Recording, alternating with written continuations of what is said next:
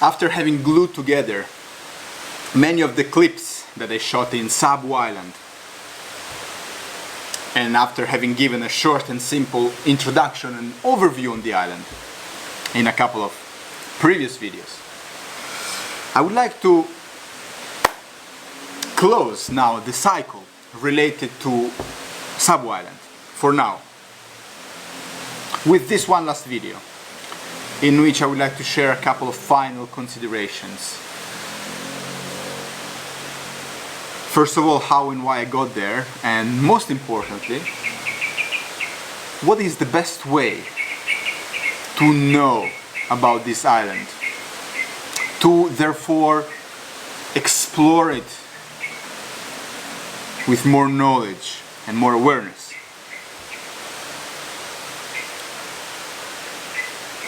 Indonesia is the largest archipelago in the world, with 13, 15, 17, even more thousand islands.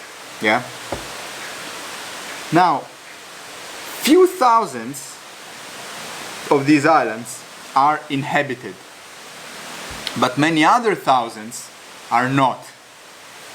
Which is beautiful, it's wonderful, because in a time when we think, when we believe through social media, through the internet, and everybody sharing their travels in every corner of the world, we think that the whole world has been explored and everything has been discovered, while Indonesia still leaves space for many great explorations. Many secrets are yet to be unveiled, and many great discoveries are yet to be made. Fantastic. But from the other point of view, the islands that are inhabited are not less valuable or less interesting, because they are not inhabited the same way. Meaning, the people are different, literally. The cultures are different. Tourism is developed in very different ways. So you see, for example, where I am now, in the island of Bali, Bali is by far the most popular place in Indonesia. There are places that are popular. There are places that are known, but are not popular at all. There are places that are completely unknown. There are places that are very remote. There are places that are completely forgotten.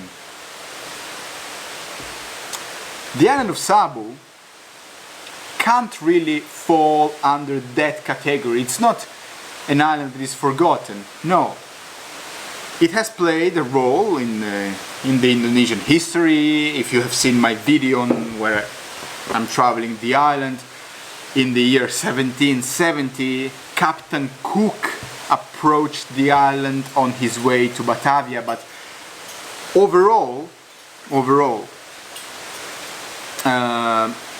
the island is not very well known, not by foreigners and not even by Indonesians themselves, especially the ones who don't live in that part of Indonesia, let's say the southeastern part of Indonesia.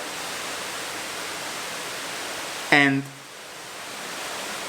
the tourists, the visitors that make it to the island are actually not many at all. And also the research, anthropological and so on, research that has been conducted on the island is not much. Not much. There is, yes, but it's not much. So I was here in Bali, and I was in a bookstore, and I was looking for some books to read. And as I was just, checking different books out, many of the books were positioned like this, yeah? But there were a few books that were not like this, but like this. And one of them caught my eye, caught my attention. Was it because of the picture? Was it because of the title? Was it because of the subtitle? Was it because of everything together? I don't know. But the book was this. I hope you can see this beautiful picture. Savu, history and oral tradition on an island of Indonesia.